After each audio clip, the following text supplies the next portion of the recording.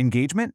It's not just some corporate buzzword for metrics. It's not just about counting the clicks, views, or upvotes. In true storytelling terms, real engagement means an emotional and intellectual investment in a story. When you're planning your content, you gotta ask yourself what will actually make an audience member feel seen, heard, and genuinely valued on that specific platform. That is the absolute baseline we're working from today. To get us there, here is our roadmap for the explainer. First, platform-specific engagement tactics. Second, utilizing interactive platform features. Third, the ethics of interaction. And finally, analyzing data versus story integrity. Okay, let's hit section 1, platform-specific engagement tactics. If you want to be a successful digital storyteller, you have to be totally platform-aware. You can't just copy and paste the exact same strategy everywhere. It just doesn't work. You have to design calls to action that feel completely native to whatever channel you're publishing on. Because the baseline terrain of interactivity, it fundamentally shifts depending on where you are. On video platforms, the whole culture revolves around likes, comments, and subscriptions. Engagement is driven by direct interaction with your content. But flip over to microblogging platforms, and the currency is entirely different. Over there, it's driven by replies, quote posts, and throwing out provocative statements that spark wider community discussion. So, a tactic that works perfectly on a video platform might just fall totally flat or even seem kind of weird on a microblogging site. Moving right along to section 2, utilizing interactive platform features. Now that we've got a handle on those terrain shifts, let's crack open our actionable toolkit and really zoom in on video platforms. Look, these aren't just technical features, they are literal storytelling tools. Things like annotations and end screen elements aren't just for decoration, right? They actively guide your viewers directly to the next chapter or a discussion forum. But the source material also highlights something super advanced, transmedia engagement. Basically, you might run your main story on a video platform, but then you actively funnel that audience over to a Discord or a Facebook group. Doing this lets you do actual community management. You can respond to comments, foster dialogue, and create a dedicated space where deeper discussions and bonus content drops can happen. You're literally turning passive viewers into a highly active community. So what does a perfect actionable prompt look like? It looks something like this. What would you do in this situation? Comment below. It's incredibly simple, but man, is it effective. You're not just begging for a comment to boost an arbitrary metric. You are literally asking the viewer to place themselves inside the narrative context of the story. It seriously deepens their emotional investment. And hey, the interactivity gets even more immediate when we switch gears to short-form apps. Over there, we've got interactive polls, quizzes, challenges, the whole shebang. The source makes a great point that storytellers can use these specific ephemeral features to get viewers directly involved in decision-making. Imagine using audience plot voting in real time to actually influence the direction of a social storytelling project. How cool is that? The key takeaway here, though, is that the engagement should always enhance the story you're telling, not totally derail it.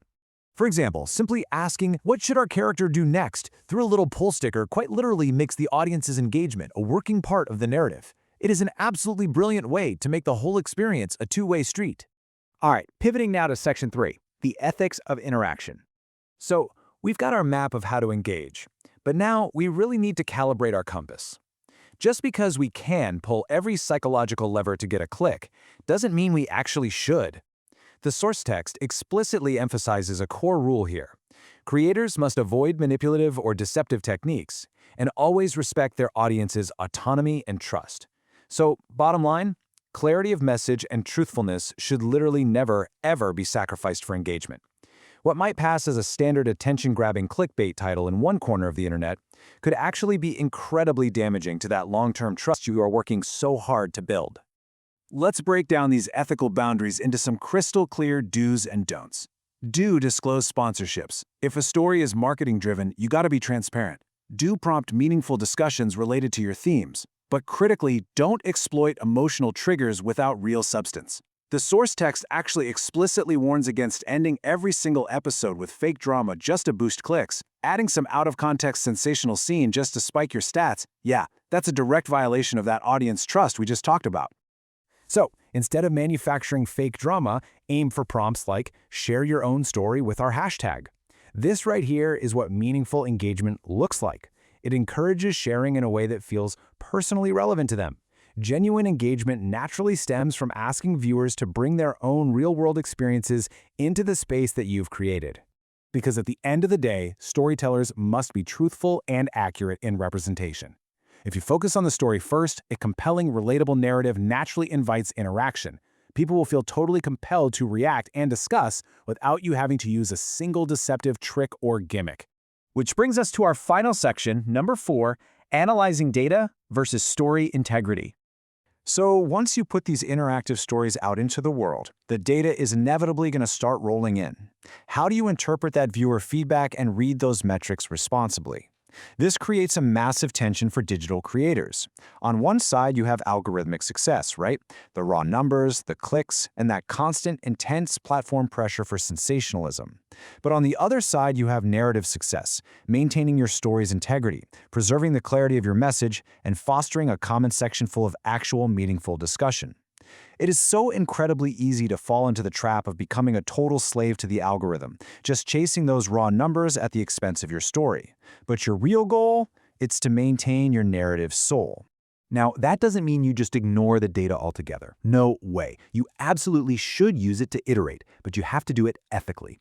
Here is exactly how you walk that line. Step 1, look at the analytics to see what actually resonated. Literally identify where viewers hit rewind on the playback. Step 2, if a particular emotionally raw moment ignited a ton of comments, lean into that authenticity in your future stories. And Step 3, if an interactive poll flopped with barely any responses, realize that maybe the question just misaligned with the audience's interests on that specific platform and simply adjust. Use the data to refine your craft, not to sell out your story. You have to remember, not every chapter has to end in fireworks. Sometimes a quiet, reflective moment is exactly what's necessary for the narrative, even if it garners fewer likes. Protecting the story's overall integrity and the absolute clarity of your core message is paramount. You are not just a content-churning machine, you are a storyteller. Which brings us to the absolute ultimate question you have to ask yourself every single time you hit publish. Are you chasing the algorithm, or are you building a loyal community? By focusing on genuine engagement that aligns with your story's true values, you don't just respect your audience. You build a following that genuinely trusts you and is eager to engage with every new story you tell.